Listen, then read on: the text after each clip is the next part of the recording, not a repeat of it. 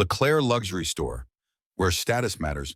LeClair Luxury and my exclusive high-end fashion boutique is where the city's wealthiest come to flaunt their money.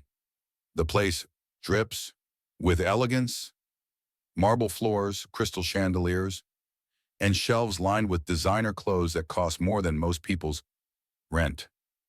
And at the center of it all, Chad Whitman, the store manager, a middle-aged white man who believes this store is his personal kingdom.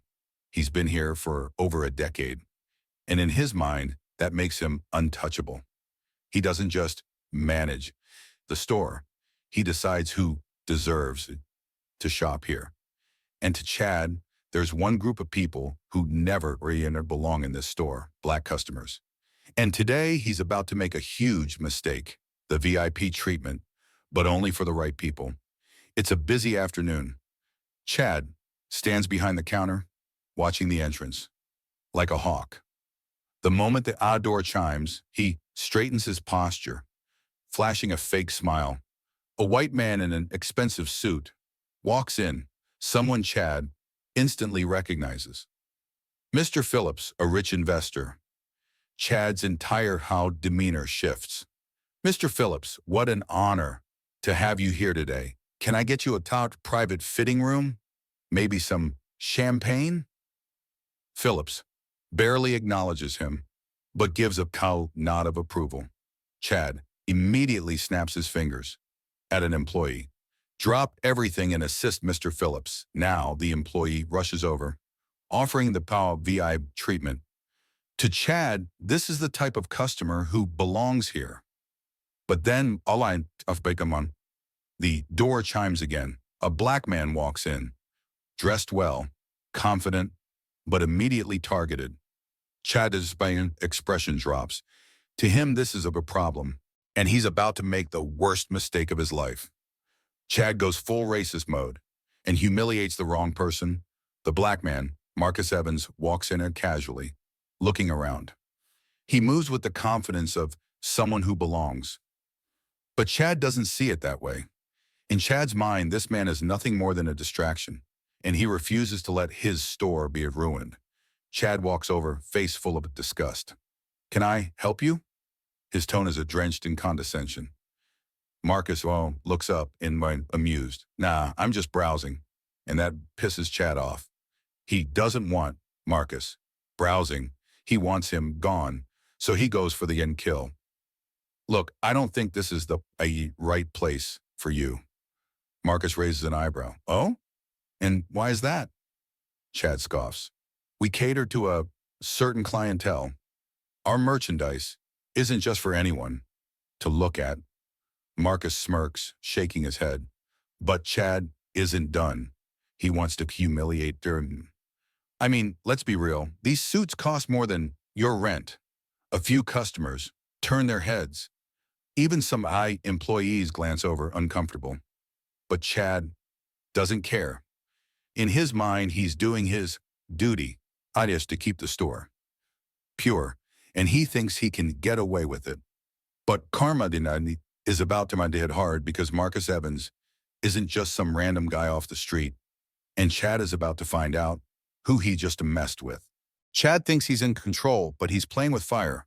Marcus stands there, calm as too calm. Chad, on the other hand, is completely oblivious to the storm he's about to unleash. He smirks, crossing his arms, feeling triumphant. To him, this is just another day of keeping standards high. But for Marcus, this is the moment Chad destroys himself. Chad pushes further, and everyone watches in shock. Marcus calmly picks up a jacket from a nearby rack, inspecting it. Chad immediately snatches it from his hands. We don't allow excessive handling of our merchandise. Marcus chuckles. Excessive handling? Chad nods, grinning like he just won a battle. Employees in the background exchange awkward glances. A few customers whisper amongst themselves.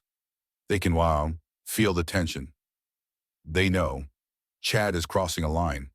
But Chad, he thinks he's making a statement. Listen, sir. Chad emphasizes the sir with fake politeness. I think you'd be more comfortable at another store. He nods toward the exit. Clearly, I'm telling Marcus to leave, and Marcus just stares at him, as if he's letting Chad dig his own grave. Marcus drops a warning, but Chad laughs it off. Marcus sighs, rubbing his chin. He glances at Chad, then at the Wesh employees, who are nervously watching. He takes a step closer, voice calm but firm. Are you sure you want to do this? Chad laughs, loudly, mockingly. In his mind, Marcus is just another entitled customer who can't accept Oish rejection. Am I sure? Yeah, buddy, I'm very sure. He gestures toward the quad door again. Go ahead, don't make this harder than it has to be. Marcus Wood tilts his head, smiling slightly. All right then. And then he reaches into his jacket pocket. Everyone watches. Even Chad looks curious, wondering if he's about to pull out a wallet or a phone, but what Marcus takes out is about to make Chad's heart drop to the floor. The reveal that changes everything. Marcus casually pulls out a business card. He hands it to Chad, who takes it with an eye roll, expecting some meaningless nonsense. But then he reads the one name and his smug smile disappears. His face goes pale. His hands start to sweat because the card reads Marcus Evans Kao and new owner of LeClair Luxury store. Chad feels like the floor just opened up beneath him. He can't breathe, he can't think, he can't move. And everyone in the store just realized what happened. Chad didn't just insult a customer, he just insulted his new boss. And now he's completely screwed. End of part 2. How will Chad react to this devastating news? Will he try to fix it or dig himself into a deeper hole? And what will Marcus do next? Chad's world starts crumbling, and everyone sees it. For a moment, the store falls completely silent. The only sound is the faint hum of jazz playing through the speakers. Chad grips the business card like it just personally attacked him. His eyes dart back and forth between the card and Marcus, hoping, praying that he read it wrong. But the words don't change. CEO, owner, Marcus Evans. Chad can feel his heart slamming against his chest. And worst of all, everyone in the store is staring at him. The employees, the customers, even Mr. Phillips. They all just watched him humiliate his new boss, and now he's trapped. Chad tries to backtrack, but he only makes it worse. Chad lets out a nervous chuckle, forcing the fakest smile of his life. He suddenly looks like a malfunctioning robot, scrambling to fix a system error. Mr. Evans, wow, I had no idea. What a wonderful surprise. Marcus just stands there, arms crossed, watching him squirm. Chad continues, voice shaking. You see, I was just making sure our merchandise is handled with proper care. His own words sound ridiculous, even to himself. He knows he's screwed. He just doesn't know how badly yet. Marcus tilts his head. Oh, really? Proper care? Chad nods aggressively, gripping onto the excuse like a life raft. But Marcus just smirks. Huh, interesting. He looks around at the employees. Hey, just a quick question for everyone. Has anyone here ever seen Chad act this protective over the merchandise before? The employees freeze. They don't want to get involved, but their silence says enough. Marcus nods, turning back to Chad. Yeah, that's what I thought. Chad's mouth goes dry. He can feel his career slipping through his fingers. Marcus calls him out, and Chad loses it. Marcus takes a step closer, his voice calm but cutting. So let me get this straight. He gestures around the store. I walk into my store, ready to check out how things are running, and you, someone who works for me, decide I'm not the right kind of customer? Chad opens his mouth, but Marcus doesn't give him a chance. And let's not forget, just 5 minutes ago, you were practically licking Mr. Phillips' boots. Mr. Phillips raises his eyebrows, pretending not to be involved. Marcus doesn't even blink at him. He's laser focused on Chad. So tell me, Chad, What exactly was the difference between how you treated him and how you treated me? Chad's entire body tenses. He can feel the walls closing in. He knows exactly what Marcus is saying, but he can't admit it. So he does what he does best. He gets defensive, boss. Wait a second. That's not what this is about. This isn't a race thing. I was just the final nail in the coffin. Marcus sighs, shaking his head. Wow, Chad, 10 years in this company, and this is what you've learned? Chad's stomach drops, and there's no place in my store for someone like you. Marcus says the two words that destroy Chad's entire world. You're fired. Chad stares at Marcus, mouth opening and closing, but nothing comes out. He can't believe it. He won't accept it. But the look on Marcus' face says it all. It's over. Chad can't believe it. He snaps. For the first time in his life, Chad is speechless. His mouth is dry. His hands are shaking. The words keep echoing in his head like a death sentence. You're fired. He feels like the ground just disappeared beneath his feet. He spent over a decade at LeClair. He thought he ran this place. And now he's being thrown out like trash? No, this can't be happening. He refuses to accept it. So he does what he does best. He lashes out. You can't fire me. His voice is shaking with rage, but Marcus barely reacts. Chad's face turns red, veins popping from his forehead. I built this store. I've been here longer than you've even known about this place. Marcus tilts his head, unimpressed. Oh, really? Because from what I just saw, you've been using this place to stroke your own ego and push customers out the door. Some of the employees chuckle under their breath. Even customers are smirking now.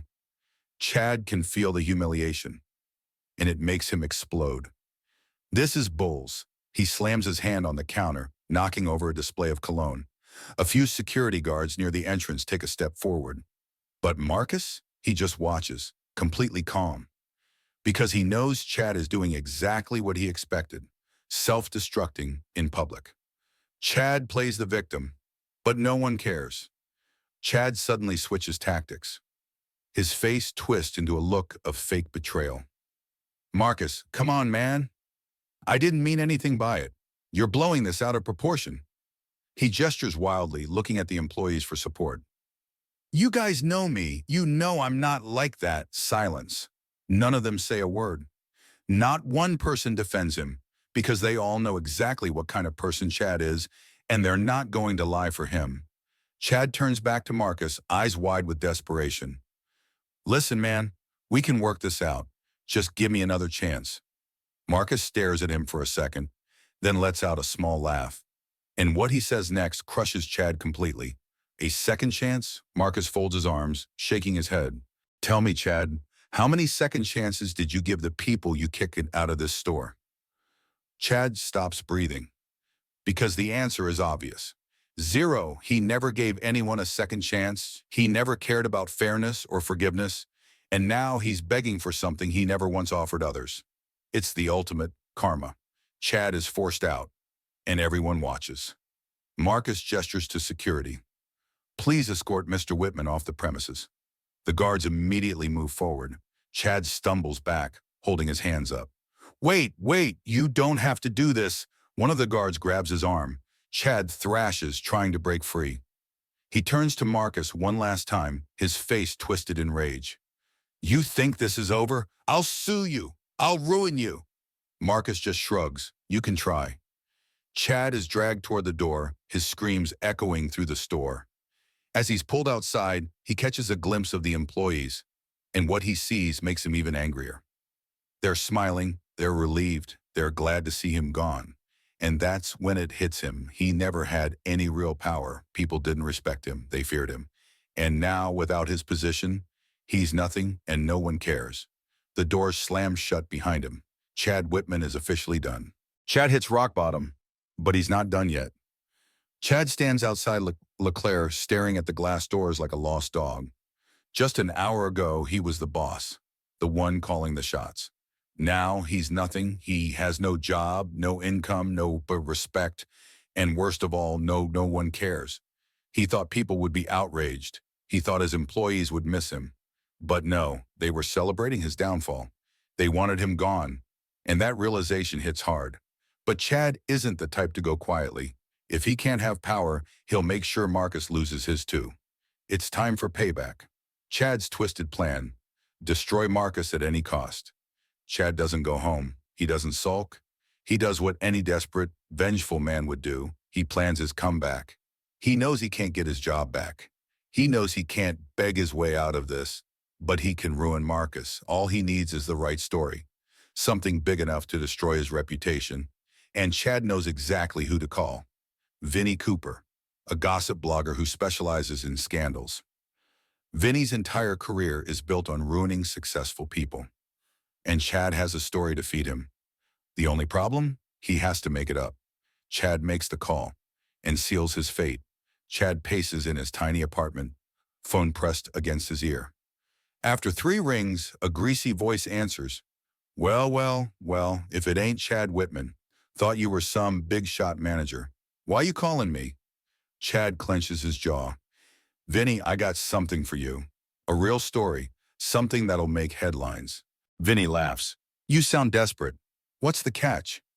Chad takes a deep breath. Marcus Evans. The guy who fired me, he's dirty. The whole takeover of LeClair, it was a scam. He's laundering money through the company. Silence. Then a chuckle. You got proof? Chad hesitates. He doesn't have any, but it doesn't matter. He can make something up. Trust me, I know things. Just do your thing. Spread the word. Once people start talking, the truth won't even matter. Vinnie hums. I like the way you think. And just like that, the lies are set in motion. Chad thinks he just took the first step toward revenge. But what he doesn't know is that he just walked straight into a trap. Marcus already knows. And Chad put up his screw. Chad grins, feeling victorious. He thinks he's finally got the upper hand. But elsewhere in a high-rise office, Marcus is watching. A laptop screen is open, a phone call is being recorded, and Chad's voice is clear as day. Every single word he just said, Marcus heard it. Because Vinnie, he wasn't working for Chad, he was working for Marcus. Chad just buried himself. And karma, it's about to hit even harder. End of part 5. Chad thinks he's destroying Marcus, but he just destroyed himself. What will Marcus do with the evidence, and how much worse can Chad's karma get? Chad celebrates too early. He doesn't know what's coming. Chad leans back in his chair, smirking to himself. He imagines the chaos unfolding. The headlines, the accusations, the scandal. He can already see Marcus's career crashing down. And the best part? No one will know it was him. At least that's what he thinks.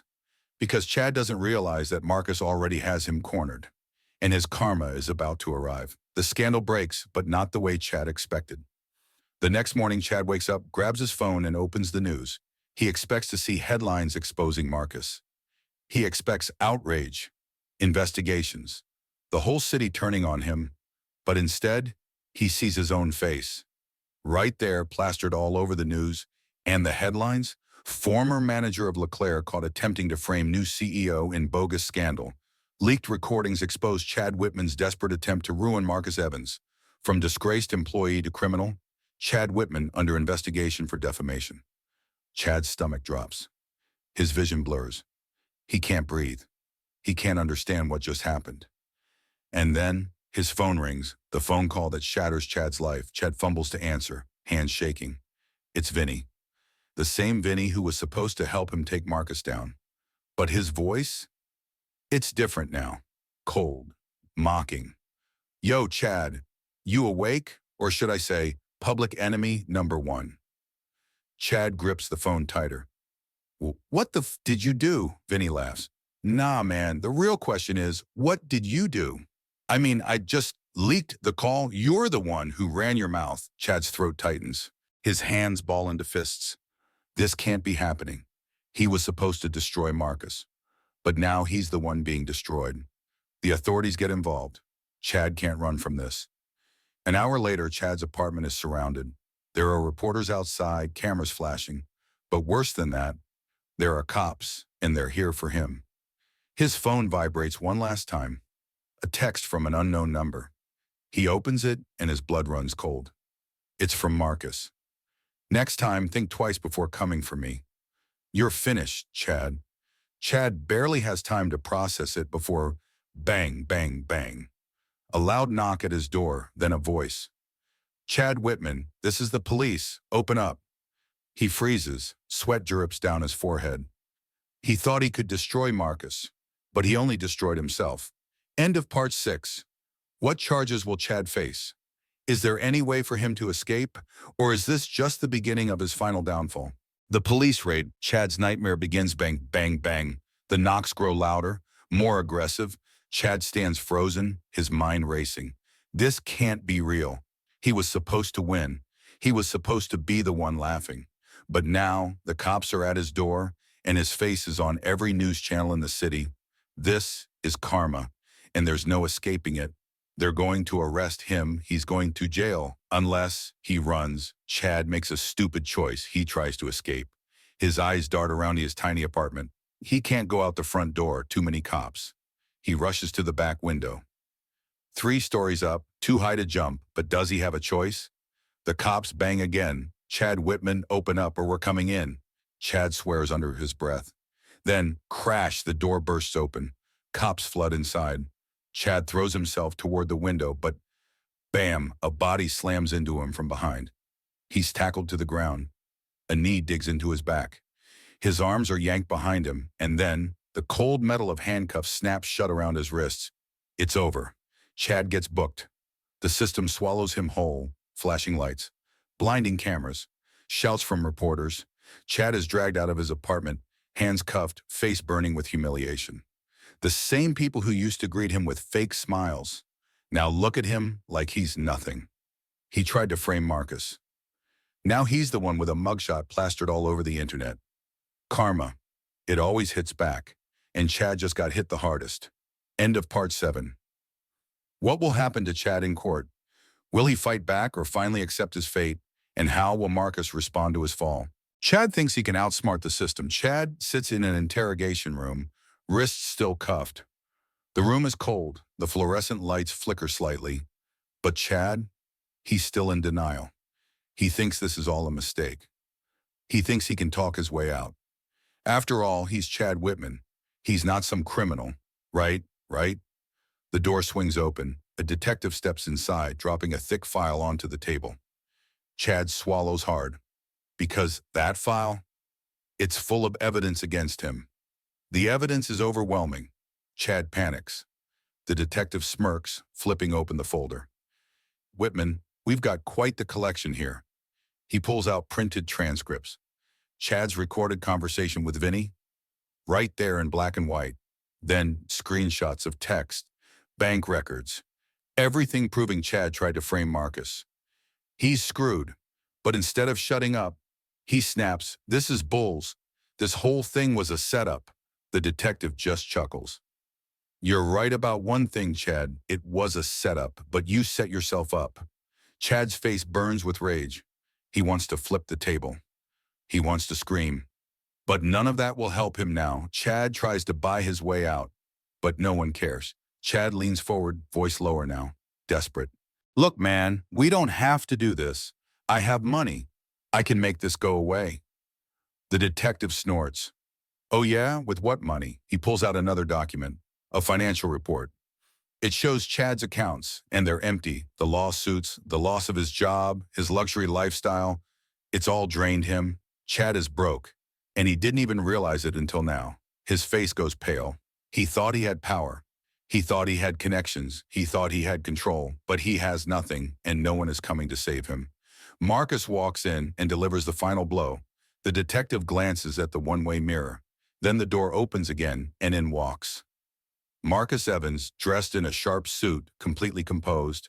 He looks like a man who's already won. Okay, he has. Chad's mouth goes dry. For the first time, he feels small, powerless. Marcus pulls out a chair sitting across from him. He doesn't even have to say anything. His presence alone destroys Chad. Then, finally, Marcus speaks. "So, Chad, still think you're the smartest guy in the room?" Chad doesn't answer. He can't. Because he knows it's over.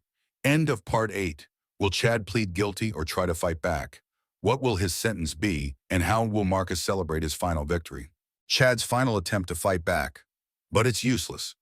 Chad sits across from Marcus, his entire body tense. His mind races searching for something, anything to say. He needs to get out of this. He needs a way to flip the situation. Because there's no way he's letting some new money guy like Marcus Evans just take him down. No fang way. So he does what he does best. He lies. This is all a misunderstanding, Marcus. Marcus doesn't react. He just stares, unblinking, unmoved. You really think I'd be stupid enough to do something illegal?